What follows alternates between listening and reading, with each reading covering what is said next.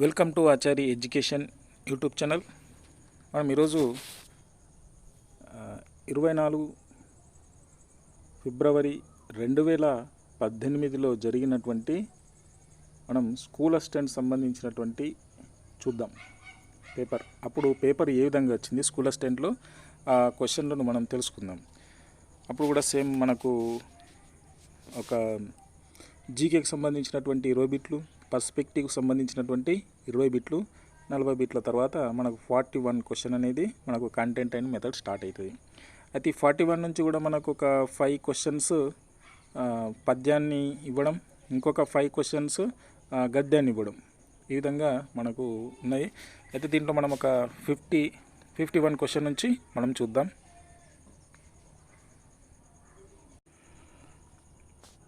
Okay, మనం 51 question చూద్దాం. ఒక విజేత ఆత్మకథ దీన్ని ignited minds the wings of fire and autobiography ఇతనితో కలిసి రచించిన వారు అనేటువంటి, అంటే దీనికి సంబంధించినటువంటి ఎవరు రచించారు అనేటువంటి తీసుకుంటే మనకు అబుల్ ఫకీర్ జైనులాబ్దీన్ అబ్దుల్ కలాంతో పాటు అరుణ్ తివారీ, ఇది మనకు ప్రేరణ అనేటువంటి టాపిక్లో మనకు ఉంటుంది. వీళ్ళిద్దరు కలిసి సంయుక్తంగా ఇది ఒక విజేతాత్మకత అనేటువంటిది రచించడం జరిగింది. తర్వాత మూల భాష మాతృభాషగా గలవానికి మూల రచనలోని సారాంశం ఎంత స్పష్టంగా అర్థమై ఎంత గాఢమైన అనుభూతిని కలిగిస్తుందో, లక్ష్య భాష మాతృభాషగా గలవానికి అనువాదంలోని సారాంశం అంత స్పష్టంగాను అర్థమై అంత గాఢమైన అనుభూతిని కలిగిస్తే అది మంచి అనువాదం అని చెప్పారు. ఇది అనువాదం అనేటువంటి ప్రక్రియకు సంబంధించినటువంటి ప్రశ్న. దీన్ని మరి ఎవరు చెప్పారంటే రాచమల్లు రామచంద్రారెడ్డి చెప్పడం జరిగింది. అంటే లక్ష్య భాష మూల భాష ఎట్లుంటుంది, మూల భాషలో ఉన్నటువంటిది మనం లక్ష్య భాషలో సరిగా చేయాలనేటువంటిది మనకు ఈ నిర్వచనాన్ని మనకిచ్చాడు రాచమల్లు రామచంద్రారెడ్డి. తర్వాత ఈ క్రింది వాణిలో వ్యాసరూప ప్రశ్నల ప్రయోజనం, ఇది మనకు మెథడాలజీకి సంబంధించి వ్యాసరూప ప్రశ్నల ప్రయోజనం చూద్దాం. దీంట్లో ఇచ్చిన ప్రశ్న పత్రం తయారీలో క్లిష్టత ఇవన్నీ అంశాలు ఉన్నాయి.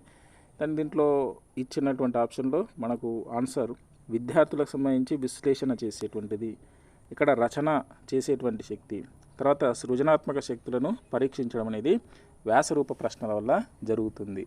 వ్యాసరూప ప్రశ్నల వల్ల సృజనాత్మక శక్తులు పెరుగుతాయి, వ్యాసం వల్ల కూడా విద్యార్థులు సృజనాత్మక శక్తులు పెరుగుతాయి. రచనా పాఠం ఎట్లా రచించాలి అనేది, విద్యార్థులు ఒక విషయం గురించి విశ్లేషణ చేస్తారు. ఇదంతా వ్యాసరూప ప్రశ్నల యొక్క ప్రయోజనం. తర్వాత పర్వం వర్ణం అను ప్రకృతి పదాలకు వికృతులు, ఈ వరుస పదాలకు ఇవి ప్రకృతి పదాలు, దీనికి వికృతి పదాలు తీసుకోవాలి. పర్వం అంటే పబ్బం, తర్వాత వర్ణం అంటే వన్నె. రామ్మోహన్ రాయ్ ప్రకారం వచన కవితకు తాత్విక చింతనా దృష్టిని కలిగించి జీవితమంతా గంభీరమైనది కవిత్వం అనే భావముతో రచిస్తున్నవారు అనేటువంటిది మనకు వచన కవితకు సంబంధించి రామ్మోహన్ రాయ్ మనకు చెప్పాడు. మరి రామ్మోహన్ రాయ్ ప్రకారం ఈ విధంగా చెప్పాడు. మరి దీనికి సంబంధించినటువంటి ఎవరు అంటే మాదిరాజు రంగారావు అనేటువంటి ఆప్షన్. తర్వాత పాలు సేమ్యాతో పాయసం చేస్తారు. తర్వాత జయ కోసం రామన్న బొమ్మలు తెచ్చాడు. శివ గురించి వాళ్ళ అమ్మ బడికి వెళ్ళింది. ఈ 3 వాక్యాల్లో విభక్తులకు సంబంధించినటువంటి వరుసగా చెప్పాలి. పాలు సేమ్యాతో అనేటువంటిది మనకు తృతీయ తత్పురుష, మనకు తృతీయ విభక్తికి సంబంధించినటువంటి అంశం. తర్వాత రెండోది జయ కోసం రామన్న బొమ్మలు తెచ్చాడు. కోసం అనేటువంటి చతుర్థి విభక్తి.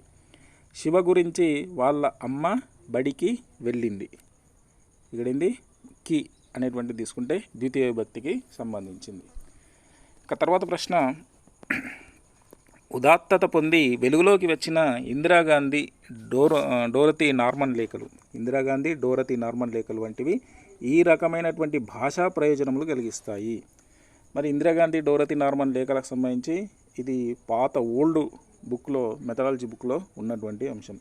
దీంట్లో ఉద్దీపన అభివ్యక్తి, లిఖిత రూప ప్రకాశం అనేటువంటిది మనకు ఈ లేఖలకు సంబంధించి ఈ ప్రయోజనాలు కలిగిస్తాయి. తర్వాత తిరుముల్కచ్చ అనే కథానిక సంకలనంతో రచయితగా పరిచయమైనటువంటి వాడు పొన్కున్నం వర్కై. తిరుముల్కచ్చ అనేటువంటి కథానిక సంకలనంతో పరిచయమైనటువంటి వాడు పొన్కున్నం వర్కై. తర్వాత ఈ నవల సుమారు నా ఆత్మకథ లాంటిది అని అన్నవారు. ఈ నవల సుమారు నా ఆత్మకథ లాంటిది అని అన్నవారు మోదుగుపూలు దాశరథి రంగాచార్య సంబంధించి. ఇది ఇంటర్వ్యూలో అతను చెప్పడం జరిగింది. ఇక తర్వాత ప్రశ్న, 1937లో ఈ దినపత్రికకు ఈయన సంపాదకత్వం వహించి మొట్టమొదటిగా వ్యవహారికాన్ని పత్రికా భాష చేశారు. ఎవరు? ఆన్సర్ మనకు జనవాణి తాపి ధర్మారావు అనేటువంటి వస్తుంది. అంటే తాపి ధర్మారావు వ్యవహారిక భాషకు సంబంధించి జనవాణి పత్రికలో మనకు తెలియజేయడం జరిగింది. భాషను ఉద్దేశించి జనవాణి పత్రికను ముందుకు నడిపించాడు. ఇక తర్వాత ప్రశ్న, తెలుగు పాఠ్యపుస్తకాలలో ప్రధాన వాచకం ముఖ్యంగా ఈ పట్టణానికై ఉద్దేశించబడింది. మరి తెలుగు పాఠ్యపుస్తకాలకు సంబంధించి ప్రధాన వాచకం ఈ పట్టణానికి ఉద్దేశించబడిందంటే క్షుణ్ణ పట్టణానికి సంబంధించి ఉద్దేశించబడింది. మౌనపట్నం, బృందపట్నం, విస్తారపట్నం ఇవి కాదు. ఇక తర్వాత దళితవాదం వీరిని తిరస్కరించదు, దీన్ని నిర్ద్వందంగా ఖండిస్తుంది అంటాడు. దళితవాదం వీరిని తిరస్కరించదు, దీన్ని నిర్ద్వందంగా ఖండిస్తుంది అంటాడు. ఎవరు? కొలకలూరి ఇనాక్ అంటాడు. దేనికి సంబంధించి అంటే బ్రాహ్మణుల్ని బ్రాహ్మణ వాదానికి సంబంధించి. ఇక తర్వాత కవి ఆత్మీయతా ముద్ర ఇందు ప్రతిఫలించును. కవి ఆత్మీయతా ముద్ర ఇందు ప్రతిఫలించును అంటే దీంట్లో మనకు తెలుస్తుంది అలంకారము, శైలి, రసము, పాకంలో మనకు శైలిలో కవి ఆత్మీయతా ముద్ర ఇందులో మనకు తెలుస్తుంది.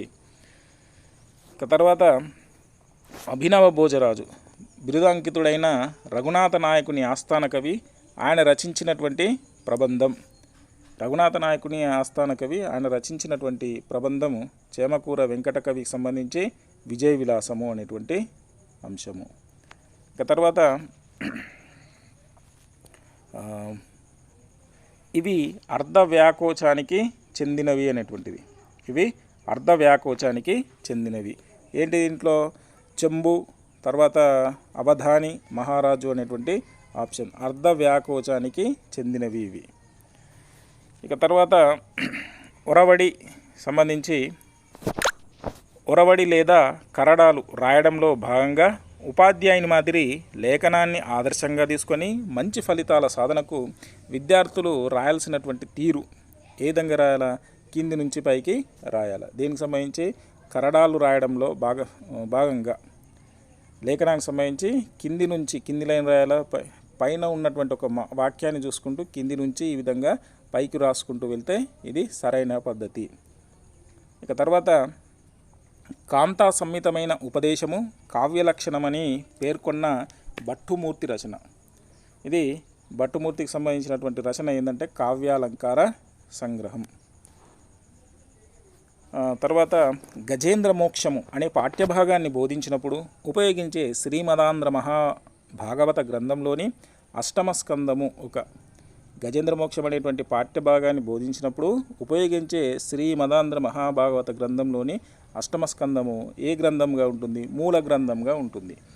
మనము ఏదైతే తీసుకొస్తామో పాఠ్యాంశానికి సంబంధించి అది మూల గ్రంథము అవుతుంది. ఇక తర్వాత బ్లూ ప్రింట్ సమగ్ర పథకంలో గుర్తించబడని భారాత్మకత రకం. ఇది కాఠిన్య స్థాయి భారత్వం అనేటువంటిది బ్లూ ప్రింట్లో మనం గుర్తించాం. ఏంది? మనం 3 బాక్స్ వేస్తాం. ఆ 3 బాక్స్లో 3 కాలమ్స్లో దాంట్లో లక్ష్యాల భారత్వం ఉంటుంది, ప్రశ్న భారత్వం ఉంటుంది, పాఠ్యాంశాల భారత్వం అనేటువంటిది ఉంటుంది. ఇది. ఇక తర్వాత ఉపాధ్యాయుడు పిల్లల పెరుగుదల వికాసాలను దృష్టిలో ఉంచుకొని చివరగా నేర్పదగిన భాషా నైపుణ్యం. పిల్లలకు సంబంధించినటువంటి పెరుగుదల వికాసాన్ని దృష్టిలో ఉంచుకొని చివరగా నేర్పదగినటువంటి భాషా నైపుణ్యం లేఖనం. మరి శ్రవణం అనేటువంటిది 1, భాషణం 2, పఠనం 3, చివరిది 4 లేఖనం. ఈ విధంగా ఈ సీరియల్ వైజ్ ఆర్డర్గా మనం బోధించాలి. తర్వాత ప్రశ్న, ఇవి దేశ్య పదాలు అనేటువంటిది ఇచ్చాడు. ఇవి దేశ్య పదాలు. దీంట్లో ఇచ్చినటువంటి ఆప్షన్లో ఊరు, పేరు, ఇల్లు, ముళ్ళు అనేటువంటి ఇవి దేశ్య పదాలు. తర్వాత శ్రీశ్రీ అనువదించిన గేయాలలో చెప్పుకోదగిన ఆదరణ లభించినటువంటి గేయం. శ్రీశ్రీ అనువదించినటువంటి గేయాలలో చెప్పుకోదగిన ఆదరణ లభించినటువంటి గేయం. ఇక్కడ మనకు ఆప్షను థర్డ్ ఆప్షన్ ఇచ్చాడు. అంతేలే పేదల గుండెలు అని మొదలయ్యేటువంటి గేయాన్ని అనువదించడం జరిగింది. తర్వాత సంస్కృతేతర భాషల నుండి వచ్చిన అనువాదాలలో ఈ రచనకు దీటైనది లేదని అందరూ ఒప్పుకునే దువ్వూరి రామురెడ్డి రచన ఏటి? సంస్కృతేతర భాషల నుండి వచ్చిన అనువాదాలలో ఈ రచనకు దీటైనది లేదని అందరూ ఒప్పుకునేటువంటి దువ్వూరి రామరెడ్డి రచన పాఠశాల. ఈ అనువాదానికి సంబంధించినటువంటి ఇంతకుముందు అయినటువంటి టీఆర్టీ ఎగ్జామ్లో 3 బిట్స్ వచ్చాయి. ఈ పేపర్లోనే 3 బిట్స్ వచ్చాయి అనువాదానికి సంబంధించి. తర్వాత పద పద్ధతిలో పఠన బోధన జరుపునప్పుడు ఉపాధ్యాయుడు ఒకే అట్టపై ఒకవైపు బొమ్మ మరొక వైపు పదం ఉండేటట్లు రాసి తీసుకొని వచ్చి విద్యార్థులచే చదివించే అట్టలు. ఈ పద పద్ధతిలో పఠన బోధన జరుపునప్పుడు ఉపాధ్యాయుడు ఒక అట్టపై ఒకవైపు బొమ్మ మరొక వైపు పదం ఉండేటట్లు రాసి తీసుకొచ్చే అట్టలను స్వయం సవరణ అట్టలు అని అంటారు. తర్వాత సాహిత్యంలోని ఒక ప్రక్రియను వేరొక ప్రక్రియలోకి మార్చగలడం అనేటువంటి స్పష్టీకరణ. మనకి ఇది పుస్తకాలలో స్పష్టంగా ఉంటుంది. ఒక ప్రక్రియలో ఉన్నటువంటి దాన్ని వేరొక ప్రక్రియలోకి మార్చగలగడం అంటే పద్య రూపంలో ఉన్నటువంటి దాన్ని వచన రూపంలోకి మార్చడం. దీన్ని మనం సృజనాత్మకత అంటాం. తర్వాత పొత్రం నివ్వద్దే అను పదాలకు అర్థాలు. పొత్రం అంటే రుబ్బురాయి, నివ్వద్దే అంటే నిజం. తర్వాత నమూనాలు ఈ రకమైనటువంటి బోధనోపకరణాలు. మరి నమూనాలు ఇక్కడ 2 అంశాలు ఇచ్చాడు. ఈ 2 అంశాల్లో నమూనా మోడల్కు సంబంధించి తీసుకుంటే త్రిపార్శ 3 తలములు ఉంటాయి. తర్వాత దృశ్య చూడడానికి సంబంధించి. ఈ విధంగా ఇట్లా ఆప్షన్లు ఇస్తే దీంట్లో మనం సెలెక్ట్ చేసుకోవాల్సినటువంటి అవసరం ఉంటుంది. ఇక తర్వాత యొక్క ప్రయోగం కనిపించు ప్రాచీన కావ్యం. యొక్క అనేటువంటి ఈ ప్రయోగం కనిపించినటువంటి ప్రాచీన కావ్యం పండితారాధ్య చరిత్ర. తర్వాత పిల్లలు చెట్టు కింద ఆడుకుంటున్నారు, పాల్కూరికి సోమనాథుడు గొప్ప కవి, రామయ్య నిద్రపోతున్నాడు, కుంటాల జలపాతం అందమైనది, ఈ 4 కావ్యాలలో గల భేదము. ఈ 4 వాక్యాలలో గల భేదం ఏమున్నాయి? ఈ 4 వాక్యాలలో భేదం ఏమున్నది అనేటువంటిది అని చూస్తే ఇక్కడ మనకు ఆప్షన్ ఇచ్చాడు. 1-4 వాక్యాలు క్రియారహితాలు, క్రియాసహితాలు ఇట్లా ఇచ్చి దీంట్లో మనకు 4 ఆప్షన్ సరి ఇచ్చాడు. 1-3 వాక్యాలు క్రియాసహితాలు, 1-3 వాక్యాలు క్రియాసహితాలను ఇచ్చాడు. ఇది 1వది. తర్వాత 3వది ఈ క్రియాసహితాలు చూడండి. పిల్లలు చెట్టు కింద ఆడుకుంటున్నారు, ఇది క్రియాసహితం. రామయ్య నిద్రపోతున్నాడు, ఇది ఒక క్రియాసహితం. ఇక తర్వాత ఇంకా వాక్యాలు 2-4 వాక్యాలు క్రియారహితాలు. ఈ 2-4 వాక్యాలు ఏవైతే ఉన్నాయో క్రియారహితాలు. పాల్కూరికి సోమనాథుడు గొప్ప కవి, దాంట్లో క్రియ అనేటువంటి పదం లేదు. తర్వాత కుంటాల జలపాతం అందమైనది, ఇది కూడా దీంట్లో విశేషం అనేటువంటి క్రియ అనేటువంటిది లేదు కాబట్టి ఈ క్రియారహితాలు. తర్వాత ప్రశ్న, గురజాడ అప్పారావు ఇంగ్లీష్లో రాసిన కథలు, లేఖలు, డైరీలు లాంటి రచనలకు అవసరాల సూర్యారావు అనువాదం చేయగా వారి అనువాద దోషాలు వెల్లడిస్తూ గురజాడ పేర అవసరాల సూర్యారావు చేసిన ఫోర్జరీలు అనే శీర్షికతో ఆంధ్రజ్యోతి దినపత్రికలో వ్యాసాలు రాసినటువంటి వారు పురాణం సుబ్రహ్మణ్య శర్మ. ఇంత పెద్ద ఉంది ప్రశ్ననే, ఇంత పెద్ద ఉంది మనకు. దీనికి సంబంధించి పురాణం సుబ్రహ్మణ్య శర్మ. తర్వాత భావకవులైన రాయప్రోలు సుబ్బారావు మరియు దేవులపల్లి కృష్ణశాస్త్రి యొక్క వరుస క్రమంలో ఉన్నటువంటి రాయప్రోలు సుబ్బారావు, దేవులపల్లి కృష్ణ శాస్త్రి రచనలు.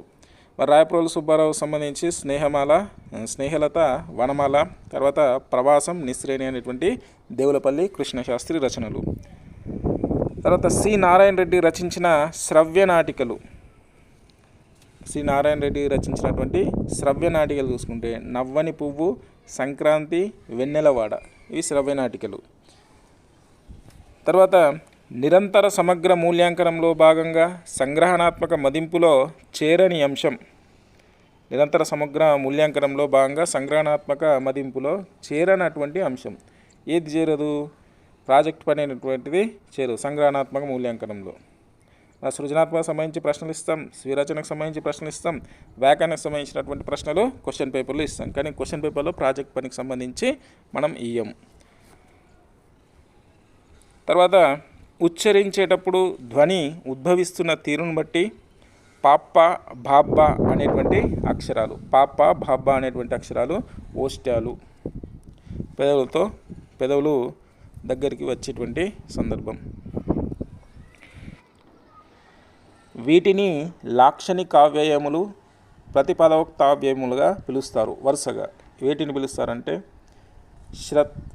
శత్రర్థకములు, ఛేదర్థకములు, తర్వాత పదోక్తావ్యయములుగా హేత్వర్ధకాలు, ప్రశంసార్థకాలు అనేటువంటి పిలవడం జరుగుతుంది. తర్వాత రావికంటి రామయ్య గుప్తా మరియు అడపు చంద్రమౌళి రచించినటువంటి శతకాలు వరుసగా. రావికంటి రామయ్య గుప్తా రచించినటువంటి శతకం నగ్న సత్యాలు శతకానికి సంబంధించి, అడపు చంద్రమౌళి శ్రీనివాస బొమ్మల శతకం. తర్వాత ఇది మత్తేబ వృత్తానికి చెందిన పద్యపాదానికి. మరి మత్తేబ వృత్తానికి సంబంధించి ఇది అనేటువంటిది ఉన్నది చూసుకోవాలి. దీంట్లో మనకు యతి నియమమా, ప్రాస నియమమా, యతి నియమం సంబంధించి కావచ్చు, ఘన విభజన చేయవచ్చు. ఆ విధంగా మనం రెండు రకాలుగా చూసుకుంటే మనం ఈజీగా తెలిసిపోతుంది. ఇక తర్వాత శృంగార తిలకమున చెప్పిన ఉద్దీపన విభావాలు. దీంట్లో గుణములు, చేష్టలు, అలంకారములు, తటస్థములు అనేటువంటిది శృంగార తిలకమున చెప్పిన ఉద్దీపన విభావాలు. ఇది సాహిత్య విమర్శకు సంబంధించినటువంటి ప్రశ్నలు ఇవి. తర్వాత ఆరుద్ర రచించిన త్వమేవాహం రచన విశిష్టత. మరి దీంట్లో త్వమేవాహంలో ఏమున్నా అంటే సమకాలీన సమస్యలు, మార్క్సిస్టు దృక్పథం, టెక్నిక్కి ప్రాధాన్యమైనటువంటి అంశాలు ఈ ఆరుద్ర రచించినటువంటి త్వమేవాహం అనేటువంటి రచనలో ఉన్నాయి. తర్వాత తెలంగాణ అస్తిత్వవాదానికి ప్రతిబింబాలైన కవితా సంకలనాలు. మరి తెలంగాణ అస్తిత్వవాదానికి సంబంధించినటువంటి ప్రతిబింబాలైన కవితా సంకలనాలు పొక్కిలి, మత్తడి అనేటువంటి. తర్వాత ఆధునిక ప్రమాణ భాషా రూపాలు. మరి ఆధునిక ప్రమాణ భాషా రూపాలు తీసుకుంటే అట్లా, వచ్చాడు, చెప్పాలి, పోతు. దీనికి విభిన్నంగా వేరే ఆప్షన్స్ ఉన్నాయి. ఇవి ఆధునిక ప్రమాణ భాషా రూపాలు. ఇంకా తర్వాత ఇవి ధాతుజ నామవాచకాలు. భావార్థకాలు, వ్యతిరేక భావార్థకాలు, కృదంతాలు. ఇవి ధాతుజ నామవాచకాలని చెప్పచ్చు.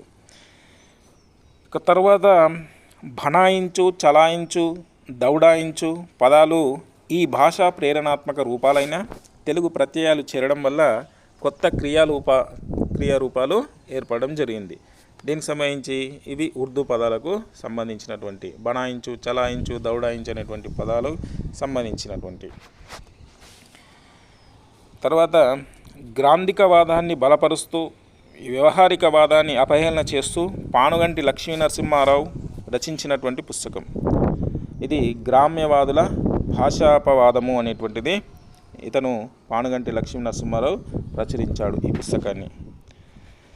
తర్వాత ప్రశ్న మౌన విస్తార పఠనాలను స్వీయ విషయగ్రహ సామర్థ్యాన్ని పెంపొందిస్తూ విరామకాల సద్వినియోగానికి తోడ్పడేటువంటి పుస్తకం ఉపవాచకం. విరామకాల సద్వినియోగం అంటేనే మనకు ఉపవాచకం అని చెప్పుకోవచ్చు. తర్వాత మౌన విస్తార పఠనాలకు సంబంధించి కూడా ఉపవాచకం అని చెప్పచ్చు. స్వీయ విషయగ్రహణ సామర్థ్యాన్ని కూడా మనం ఉపవాచకం అని చెప్పవచ్చు.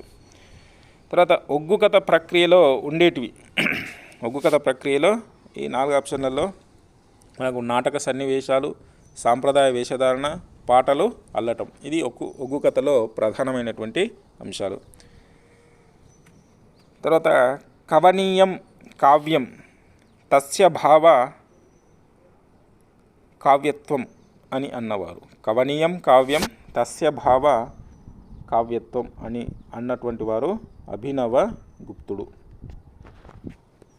తర్వాత తెలుగులో ఈ భాషా భాగాలకు అన్య దేశాలను ఇముడ్చుకునే శక్తి నామవాచకాల కంటే తక్కువగా ఉంది. మరి అవి ఏంటి అంటే విశేషణాలు, క్రియలు, అవ్యయాలు అనేటువంటి ఆప్షన్. ఇక తర్వాత పద్య పాఠ్యాంశాన్ని ఏకాంశంగా భావించి బోధించే బోధనా పద్ధతి. పద్య పాఠ్యాంశాన్ని ఏకాంశంగా భావించి బోధించే పద్ధతిని మనం పూర్ణ పద్ధతి అని అంటాం. పూర్ణ పద్ధతి అంటే మొత్తంగా ఒక అంశంగా మనం బోధించడం జరుగుతుంది. అది ఓన్లీ పద్య పాఠంలోనే జరుగుతుంది. తర్వాత అనుభవమున నేర్చిన ఎట్టి చదువు తండ్రి వలె కాపునిచ్చును, తాను ముందు పడిన కష్టాలచే గుణపాఠమయ్యు, తగిన ప్రేరణ కాపాడు తల్లివోలే అను పద్యాన్ని రచించినటువంటి వారు ఎవరు? ఇక్కడ కల్వకుంట కృష్ణమాచార్య. కల్వకుంట కృష్ణమాచార్య అనేటువంటి అతను ఈ పద్యాన్ని రచించడం జరిగింది. తర్వాత కేవలం మనుషులం, రాజమ్మ రాజరికం అను కథల రచయితలు. మరి దీని కథల రచయితలు ఎవరు? కేవలం మనుషులం అనేటువంటిది నెల్లూరి కేశవస్వామి, తర్వాత గూడూరి సీతారాం. నెల్లూరి కేశవస్వామి కేవలం మనుషులం, గూడూరు సీతారాం రాజమ్మ రాజరికం, వీరు రచయితలు. తర్వాత విప్లవ గేయ సాహిత్యానికి ఊపిరి ఇచ్చినవాడు మరియు అగ్నికణాలు అమరకిరణాలు అనే సంకలనాల రచయిత ప్రజాకవి ఎవరు? పాణిగ్రహి. తర్వాత క్రియలు, అన్వేషణలు, ప్రయోగాల ద్వారా అభ్యసనాన్ని ప్రోత్సహించడం అను సూత్రం భాగమైన బోధనా పద్ధతి. ఇక్కడ క్రియలు అంటేనే, క్రియలు అన్వేషణలు అంటేనే మనం కృత్యాధార పద్ధతి అని చెప్పుకోవచ్చు. ఇక తర్వాత వేముగంటి నరసింహాచార్యులు రచించినటువంటి పద్య గేయ కావ్యాలు. తిక్కన మంజీర నాదాలు అనేటువంటిది వేముగంటి నరసింహాచార్యులు రచించినారు. తర్వాత పెద్ద, వాడు అనే రూపాలకు పూర్వరూపాలు. పెద్ద అంటే పెర్ద అనేటువంటిది పూర్వరూపము, వాడుకు వాండ్రు అనేటువంటిది పూర్వరూపము. తర్వాత కావ్య హేతువులలో ప్రతిభకే ప్రాధాన్యాన్ని ఇచ్చినటువంటి వారు. కావ్యహేతువులలో ప్రతిభకే ప్రాధాన్యాన్ని ఇచ్చినటువంటి వారు రాజశేఖరుడు. తర్వాత అనువాదం ముఖ్యంగా 2 విధాలు. అవి స్వేచ్ఛానువాదం, యథామాతృకా అనువాదం. ఇది 4వ ప్రశ్న మనకు అనువాదానికి సంబంధించినటువంటి వచ్చినటువంటి ప్రశ్నల్లో. స్వేచ్ఛానువాదం, యథామాతృకా అనువాదం. 1100 నుంచి 1399 కాలానికి చెందిన శాసన భాషను పరిశీలిస్తే బహుశా 5 శబ్దం ఈ భాష నుండి తెలుగుకు వచ్చిన ఎరువు మాట అనేటువంటిది తెలుస్తుంది. 5 అనేటువంటిది ఎక్కడి నుంచి మన తెలుగు భాషలోకి వచ్చిందంటే కన్నడం నుంచి మన తెలుగు భాషలోకి వచ్చింది అనేటువంటిది తెలుస్తుంది ఈ శాసనాలను పరిశీలిస్తే. తర్వాత తిక్కన నాటి వాడుకలో ఉన్న మాటల అర్థాలు ఆర్వాచీన కాలంలో మారిపోయినట్టు తెలుస్తుంది. ఈనాటి కాలంలో తగువులాడుట అంటే పోట్లాడుట, అరుదు అంటే అసామాన్యం అనే అర్థాలకు తిక్కన నాటి రోజుల్లోని అర్థాలు వరుసగా ఏమని చెప్పాడు? ధర్మం కోసం చేసే వాగ్వాదం, తర్వాత వింత అనేటువంటిది ఇంతకుముందు ఉన్నటువంటిది. తగువులాట అంటే పోట్లాట అని ఇప్పుడు ప్రజెంట్ అనుకుంటాం. ఇంతకుముందు మాత్రం తగువులాట అంటే ధర్మం కోసం చేసే వాగ్వాదం అని అర్థం. అరుదు అంటే ఇప్పుడు అసామాన్యమైనటువంటిది, కానీ అప్పుడు వింత అనేటువంటి అర్థాలు వస్తున్నాయి. ఇక తర్వాత గత చరిత్ర చేసిన కుట్రల పద్మవ్యూహంలో ఇప్పటికీ బయటపడలేకపోతున్న అభిమన్యుని అని అన్నవారు ఎవరంటే జావేద్. మైనారిటీ వాదానికి సంబంధించినటువంటి అంశం ఇది. ఇక తర్వాత సముద్రపుటొడ్డు, రాజాజ్ఞ అనే సమాసాలు. సముద్రపుటొడ్డు అనేటువంటి సమాసం మిశ్రమము అవుతుంది. రాజాజ్ఞ అనేటువంటిది సిద్ధము అనేటువంటి సమాసం ఇది. అంటే ఇక్కడ ఇచ్చినటువంటి ఆప్షన్ల ప్రకారం చూస్తే. ఇక తర్వాత వర్ణమాల క్రమంలో కాకుండా ఆకార సామ్యమును బట్టి ఒకే రకానికి చెందిన అక్షరాలను ఒక వర్గంగా నేర్పించే పఠన బోధనా పద్ధతినే మనం నవీనాక్షర బోధనా పద్ధతి అంటాం. అంటే వివిధ రకాల ఆకారాల నుంచి మనం అక్షరాలను నేర్పించడం. తర్వాత ఇవి జానపదుల సాంఘిక ఆచారాలు, నమ్మకాలు, పండుగలు, ఆటలు. వరుసగా ఏమేమి ఉన్నాయంటే ఇక్కడ బారసాల, ముగ్గురు కలిసి వెళ్ళకూడదు, జాతర, ఒప్పుల కుప్ప అనేటువంటి ఇవి అంశాలు. అంటే జానపద సాంఘిక ఆచారాలు ఏమున్నాయి, ఆచారాలు బారసాల అనేటువంటి ఒక ఆచారం, నమ్మకాలు ముగ్గురు కలిసి వెళ్ళకూడదు, పండుగలు జాతర, ఆటలు ఇది ఒప్పుల కుప్ప. అంటే ఇది వరుస క్రమంలో మనం సెట్ చేయడం. తర్వాత విద్యా ఫలితాలను సాధించడానికి కంప్యూటర్ నియంత్రిత ప్రదర్శనలకు ప్రతిస్పందిత ప్రవేశ ఉపకరణాలకు మధ్య జరిగే పరస్పర చర్య కంప్యూటర్ సహాయక శిక్షణ, సిఐఐ కంప్యూటర్ అసిస్టెడ్ ఇన్స్ట్రక్షన్ అనేటువంటిది అని పేర్కొన్నటువంటి వారు ఎవరు అంటే ఈఆర్ హిల్గార్డ్, జిహెచ్ బోవర్ అనేటువంటి వాళ్ళు పేర్కొనడం జరిగింది. తర్వాత ప్రశ్న, ఆంగ్లేయులు వైజ్ఞానిక, సాంస్కృతిక, సాంఘిక రంగాలలో అనేకమైన మార్పులు తెచ్చారు. ఆ ఫలితంగా తెలుగులోకి వివిధ మార్పులతో ప్రవేశించినటువంటి ఇంగ్లీష్ పదాలు. అంటే ఇచ్చినటువంటి ఆప్షన్లలో ఇలాంటి ఇస్తే ఈజీ మనం ఐడెంటిఫై చేయొచ్చు. స్విచ్ అంటే స్విచ్, గిలాస, స్టేషన్, పెన్ను. ఈ విధంగా మనం ఇంగ్లీష్ని మనం తెలుగులోకి తర్జమా చేసుకున్న అవే పదాలను వాడుతున్నాం. ఇక తర్వాత మాండలికాలు ప్రాంతాలను బట్టి, వృత్తులను బట్టి, వర్ణాలను బట్టి, సాంఘికమైన వివిధ వర్గాలను బట్టి కొంచెం వేరుగా ఉంటుంటాయి. ఒక వ్యక్తి రాకను గురించి తెలపడానికి కోస్తా, తెలంగాణ, రాయలసీమ వాళ్ళు ఇలా అంటారు వరుసగా. ఇక్కడ కోస్తా ఒకటి, తెలంగాణ, రాయలసీమ వాళ్ళు ఈ విధంగా అంటారు. ఏమంటారు? కోస్తాలు వచ్చాడు, తెలంగాణ వాళ్ళు వచ్చిండు, రాయలసీమ వాళ్ళు వచ్చినాడు. ఇది. తర్వాత స్థిరాక్షరాలకు ముందు పూర్ణ బిందువు గల పదాలు ఇవి. స్థిరాక్షరాలకు ముందు పూర్ణ బిందువు గల పదాలు ఏంటి? తత్సమాలు. పూజారి వారి కూడలు తాజారగా బిందెజారి దబ్బున బడియన్, మైజారు కొంగు దడసిన బాజారే తిరిగి చూచి పక్కున నవ్వెన్ అనే పద్యంలో పర్షియన్ పదాన్ని వాడిన చాటు పద్య రచయిత. ఈ చాటు పద్యం రచించింది శ్రీనాథుడు. దీంట్లో మనకు పర్షియన్ పదాలు వాడినటువంటిది. తర్వాత ప్రశ్న, శేనము, అధ్యక్షుడు అను పదాలకు వ్యుత్పత్తి అర్థాలు. శేనము అనేటువంటి దాన్ని తీసుకుంటే తీవ్రంగా పోవున్నది. శేనం అంటే డేగా అని మనం తీవ్రంగా పోవున్నది. తర్వాత అధ్యక్షుడు, చర్యలను కనిపెట్టి చూచువాడు. ఇక తర్వాత మృదు మధురము, తర్వాత సుధా మధురము అను సమాసాలు.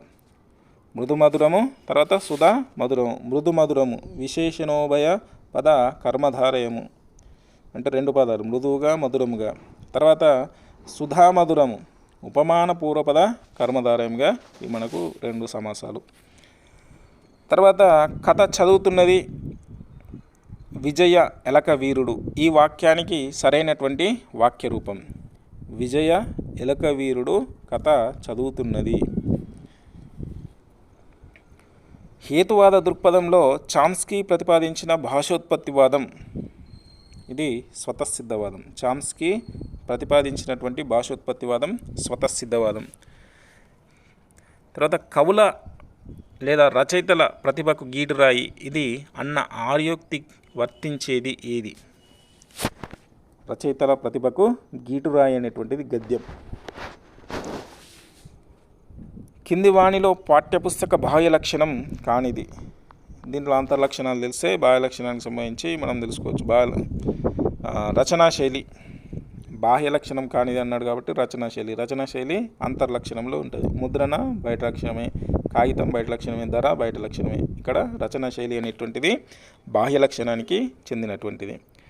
తర్వాత విద్యార్థులకు విసుగు కలగకుండా సమాధానాలు రాయడానికి తగినంత ఖాళీ స్థలం వదలబడి వారి సృజనాత్మకత శక్తులను అభివృద్ధిపరచుటకు ఉద్దేశించబడినటువంటిది ఇది. మరి వారికి ఉద్దేశించబడినటువంటిది కృషి పుస్తకం, అభ్యాస పుస్తకం, వర్క్ బుక్. విద్యార్థి పఠనంలో ఒక్క చూపులో ఎంత మేర చూడగలుగుతాడో దానిని ఏమంటారు? ఒక్క చూపులో ఎంత మేర చూడగలుగుతాడో దాన్ని నయనమితి అంటారు. తర్వాత రుద్రటుని అభిప్రాయంలో అతను ఇచ్చినటువంటి నిర్వచనం. రుద్రటుడు దశమో రస ప్రేయాన్, 10వ రసము ప్రేయము అనేటువంటిది చెప్పినటువంటి వాడు. తర్వాత భానుదయం సవర్ణ దీర్ఘ సంధి, సూర్యోదయం ఇలాంటి ప్రశ్న రూపం అడుగుతున్నాడు. ఇలాంటి ప్రశ్న రూపం ఏమంటారంటే ఈ ప్రశ్న రూపాన్ని సహసంబంధ ప్రశ్న రూపం అంటారు. ఇక్కడ 4 డాట్లు పెట్టారు కదా, ఇక్కడ ఈ 4 డాట్లను మనం సహసంబంధ ప్రశ్న రూపం అని అంటాం. తర్వాత హల్లుల జంట అర్ధభేదంతో అవ్యవధానంగా వచ్చే అలంకారం. హల్లుల జంట అర్ధభేదంతో అవ్యవధానంగా వచ్చేటువంటి అలంకారం ఏం అలంకారం అంటే చేకానుప్రాస అలంకారం. తర్వాత జాతీయ విద్యా విధానం 1986 మన సంస్కృతి పరంపర నుంచి ఆశించదగిన అనుభవాలైన జ్ఞానం, అవగాహన, నైపుణ్యాలు, వైఖరులను వ్యవస్థీకరించే యోజన అని నిర్వచించినటువంటి ప్రణాళిక. దీన్ని మనం విద్యా ప్రణాళిక అని చెప్పచ్చు. అంటే అన్ని అంశాలు ఉండేటువంటి అంశం విద్యా ప్రణాళిక. తర్వాత నేను 4 అక్షరాల పదాన్ని మొదటి 2 అక్షరాల అర్థం బాధ, దిగులు, చివరి 2 అక్షరాలు కలిపితే కాయల్లో పండ్లల్లో ఉంట. అంటే దీనికి సంబంధించి ఏంది ఆప్షన్ ఏంటంటే చింతగింజ. ఇది పొడుపు కథ లాంటిది. తర్వాత రామాయణ భాగవతాలు క్రమంగా సాహిత్య ప్రక్రియలకు సంబంధించి రామాయణము ఇతిహాసము, భాగవతము పురాణము. మనుచరిత్ర రచన విమర్శనము ఆధునిక తెలుగు సాహిత్య విమర్శ, సాంప్రదాయక రీతి అను పుస్తకాలు రచించిన విమర్శకులు ఎవరు అంటే వెన్నేటి రామచంద్రారావు, తర్వాత కోవెల సంపత్ కుమారాచార్య. ఇవి రచించినటువంటి విమర్శకులు. తర్వాత దిగంబర కవి చెరబండరాజు రచించినటువంటి కవితలు. దిగంబర కవి చెరబండరాజు రచించినటువంటి కవితలు నన్నెక్కనివ్వండి బోను, పో, వందే మాతరం. ఇది మొన్న ఎల్పీలో వచ్చినటువంటి ప్రశ్న. నన్నెక్కనివ్వండి బోను. తర్వాత అభ్రము, జరణము అను పదాలకు నానార్థాలు. అభ్రము అనేటువంటి పదానికి అర్థము కర్పూరము, బంగారము అనేటువంటి అర్థం వస్తుంది. తర్వాత జరణము అనేటువంటి దానికి ఇంగువ, జీలకర్ర. ఇది కాస్త కఠినమైనటువంటి నానార్థ పదాలకు సంబంధించింది. తర్వాత సీమంతము, సారంగము అను పదాలలో గల సంధి. సీమంతము, సారంగము అనేటువంటి పదాలలో గల సంధి ఏ సంధి అంటే పరరూప సంధి. ఎంబి గౌతమ్ రచన. ఎంబి గౌతమ్ రచించినటువంటి ఈ క్రింది వాటిలో ఏ రచన చేశాడంటే భాగ్యారెడ్డి వర్మ జీవిత చరిత్ర రచించడం జరిగింది ఎంబి గౌతమ్. తర్వాత తెలుగులోని తద్భవాలకు మాతృకగా సంస్కృతాన్ని మాత్రమే పేర్కొన్న వ్యాకర్తలు ఎవరు? దీంట్లో కేతన, విన్నకోట, పెదకూచిమంచి తిమ్మకవి. తెలుగులోని తద్భవాలకు మాతృగా సంస్కృతాన్ని మాత్రమే పేర్కొన్న వ్యాకర్తలు వీళ్ళు. తర్వాత కాంబోజరాజు కథ, కామమ్మ కథలలో ప్రధానమైన రసాలు ఇవి. వరుసగా కాంబోజరాజు కథలో, కామమ్మ కథలలో ప్రధానమైనటువంటి రసాలు. ఒకటి అద్భుత రసము. ఈ అద్భుత రసము కాంబోజరాజు కథలో. తర్వాత కామమ్మ కథలో కరుణరసం. వీటిని ప్లుతములు అంటారు. ప్లుతములు అంటే ఏంటి? 3 మాత్రల కాలంలో ఉచ్చరించేటువంటి అచ్చులను ఐ అనేటువంటి అచ్చును మనం ప్లుతము అని చెప్పవచ్చు. తర్వాత కాల నియమం లేకుండా శిశువులకు ఎక్కువగా స్వేచ్ఛ ఉండి వారి కృషి వ్యక్తిగతంగా సాగుతూ ఉపాధ్యాయుని పాత్ర తక్కువగా ఉండేటువంటి బోధనా పద్ధతి. ఇది మాంటిసోరీ పద్ధతి అని మనం చెప్పుకోవచ్చు. ఇక్కడ కాల నియమం ఉండదు, శిశువులకు ఎక్కువ స్వేచ్ఛ ఉంటుంది, వారి కృషి వ్యక్తిగతంగా సాగుతూ ఉంటుంది. ఇక్కడ ఉపాధ్యాయుని యొక్క పాత్ర తక్కువ ఉండేటువంటి బోధనా పద్ధతి మాంటిసోరీ పద్ధతి. ఈ రచయిత పీఠికలు పుస్తక రూపంలో వెలువడ్డాయి. ఏ రచయిత పీఠికలు పుస్తక రూపంలో వెలువడ్డాయి అంటే చేరా పీఠికలు, చేకూరి రామారావుకు సంబంధించినటువంటి పీఠికలు. తర్వాత సామల సదాశివ రచనలు, మలయమారుతాలు, సంగీత శిఖరాలు, స్వరలయలు, అంజద్రుబాయిలు. ఇవి డాక్టర్ సామల సదాశివ యొక్క రచనలు. తర్వాత ఏదేని ఒక చిత్రాన్ని కానీ దృశ్యాన్ని కానీ ప్రదర్శించి దానిపై వ్యాసం రాయమనేటువంటి వ్యాస బోధనా పద్ధతి. ఒక చిత్రాన్ని దృశ్యాన్ని కానీ ప్రదర్శించి దానిపై వ్యాసం రాయమంటే ఆ వ్యాస బోధనా పద్ధతి ఏంటంటే అభివర్ణన పద్ధతి. ఒక చిత్రాన్ని చూపించి రాయమంటే. తర్వాత ఒక అంశాన్ని కేంద్రీకృతం చేసుకుని లిఖిత రహితంగా చేసే మౌఖిక అభివ్యక్తి విధానమును ఇలా అంటారు. ఒక అంశాన్ని కేంద్రీకృతం చేసుకుని లిఖిత రహితంగా చేసే మౌఖిక అభివ్యక్తి విధానాన్ని ఏమంటారంటే ఉక్త రచన అని అంటారు. తర్వాత విమర్శ మౌలిక లక్షణాలు అనే గ్రంథం రచించినటువంటి వారు ముదిగొండ వీరభద్రయ్య. విమర్శ మౌలిక లక్షణాలు అనే గ్రంథాన్ని రచించిన వారు ముదిగొండ వీరభద్రయ్య. తర్వాత పర్యత్సుకో భవతి యత్సుకి తోపి జంతుహు అని అన్నవారు. ఇది కాళిదాసు అన్నారు. తర్వాత వీరు రాసిన ఈ వ్యాసాలు స్త్రీవాద దృక్పథాన్ని సిద్ధాంత పరిధిని వివరిస్తాయి. వసంత కన్నాభిరాన్ స్త్రీగా రాయటం అంటే ఓల్గా సంఖ్యలు తెగుతున్న సంగీతం. ఈ సంఖ్యలు తెగుతున్న సంగీతం ఓల్గా రాస్తే వసంత కన్నాభిరాన్ స్త్రీగా రాయటం అంటే అనేటువంటి ఇది స్త్రీ దృక్పథాన్ని సిద్ధాంతాన్ని వివరించేటువంటి రచనలు. తర్వాత నన్నయ కాలంలో పండితులు ఈ భాషలలో రచన చేయగలిగిన కవులు చాలామంది ఉన్నట్లు మహాభారతం అవతారిక వల్ల మనకు తెలుస్తుంది. దీంట్లో సంస్కృతాంధ్రలో. తర్వాత వాక్యం రసాత్మకం కావ్యం అన్నవారు వారి గ్రంథం. వాక్యం రసాత్మకం కావ్యం అన్నవారు విశ్వనాథుడు దేంట్లో అన్నాడంటే సాహిత్య దర్పణంలో అన్నాడు. తర్వాత బిన్నూరి నరసింహశాస్త్రి తన పరిశోధనలో భాగంగా నిరూపించినది ఏంటి మరి? ఆదికవి నన్నయ్య కాదు, ఆదికవి ఎవరు? నన్నయ్య చోడుడు అని చెప్పారు బిన్నూరి నరసింహశాస్త్రి. తర్వాత సుతిలి తుసిలిగాను మిలిగినగాను ఉచ్చరించబడేటువంటి దోషం. మరి సుతిలిని ఏమంటారు? తుసిలి అని. మిలిగిన అంటే ఇది వర్ణ మార్పిడికి సంబంధించినటువంటి దోషం. తర్వాత వ్యాసుడు కాశీనగరానికి వచ్చి తపస్సు చేశాడు అనే వాక్యాన్ని విడదీసి రాసిన 2 వాక్యాలు ఇవి. ఏంటి? వ్యాసుడు కాశీనగరానికి వచ్చాడు, వ్యాసుడు తపస్సు చేశాడు. ఇవి 2 వాక్యాలు. తర్వాత కవి జీవితాదులు పూర్వపరగాథలు ఈ బోధన లక్ష్య శాఖకు చెందుతాయి. ఇప్పుడు కవి జీవితం చెప్పినా దాని పూర్వపర గాథలు చెప్పినా ఇవి దేనికి సంబంధించి ఉంటాయంటే విషయ జ్ఞానానికి సంబంధించి ఉంటాయి. కవి జీవితము విద్యార్థులకు విషయ జ్ఞానాన్ని కలిగిస్తాయి. తర్వాత అలవోకగా ఉత్పన్నమయ్యే కంఠధ్వనుల సాధనలతో కేవలం మానవ సంబంధమై సహజేతర పద్ధతి ద్వారా మానవోద్రేకాన్ని ఆలోచనని వాంఛల్ని తెలియజేసేదే భాష అని నిర్వచించింది సఫైర్.